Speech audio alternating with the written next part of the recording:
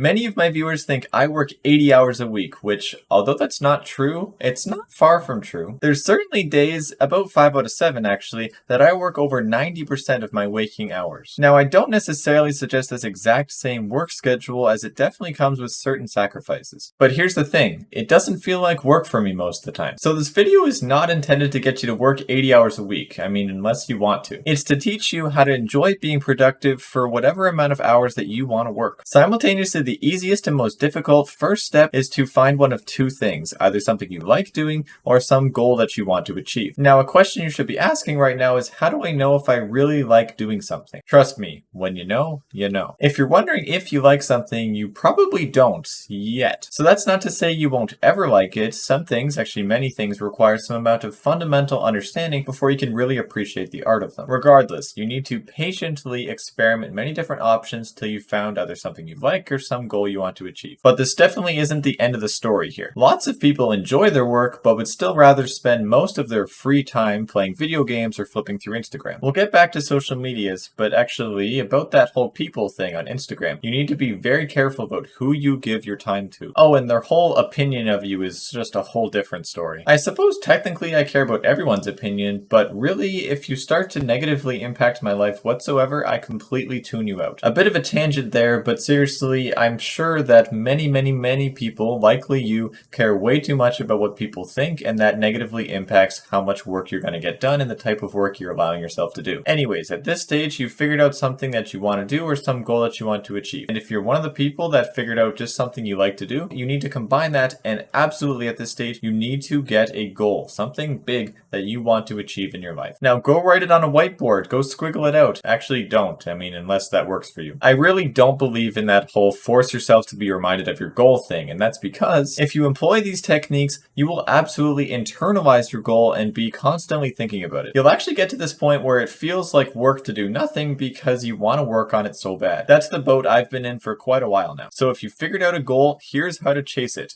Publicly. Yes, publicly. Trying to learn a new skill? Tweet about it every day. Starting a company? Go gather your audience right now on LinkedIn and build it. Starting a YouTube channel? Well, here's one example of a YouTube channel that just started and managed to get 90,000 views. I'll make a cup of coffee for your head.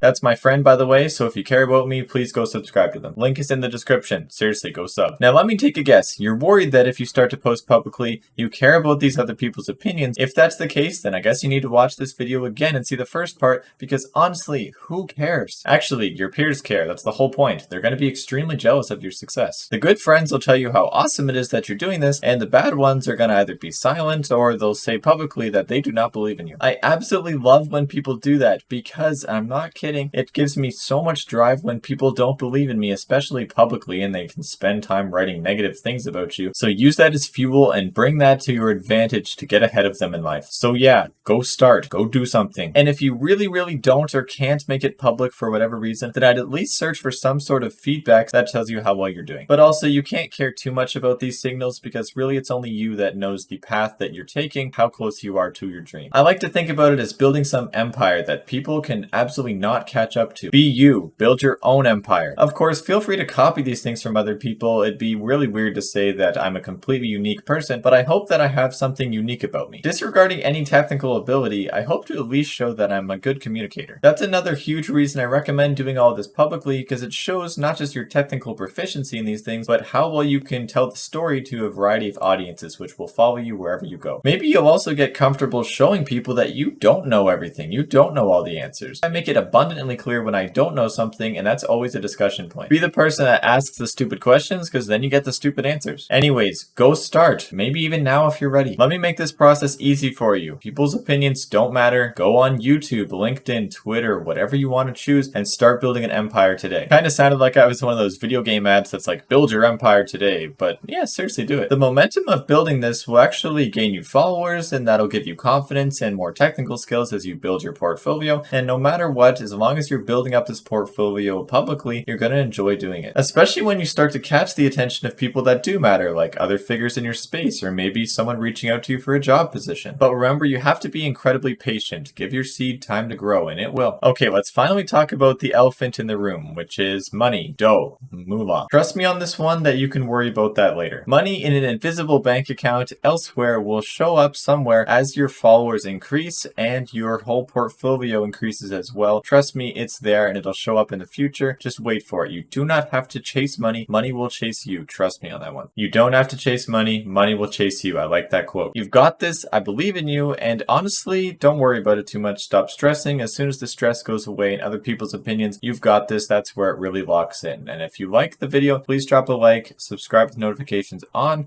and I'll see you in the next one.